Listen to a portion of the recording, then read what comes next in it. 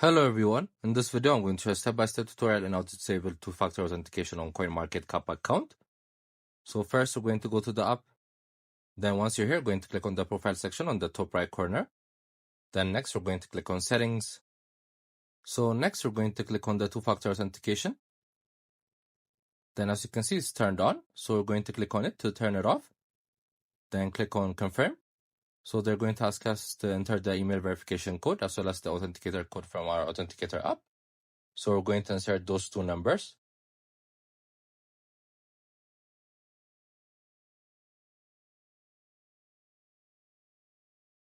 Then once we're done, we're going to click on remove.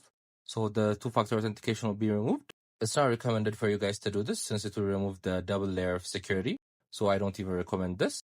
Make sure to also check our other videos as we've been posting daily. I hope you guys like this video. Subscribe for more, like for more, share for more. I hope to see you again. Goodbye.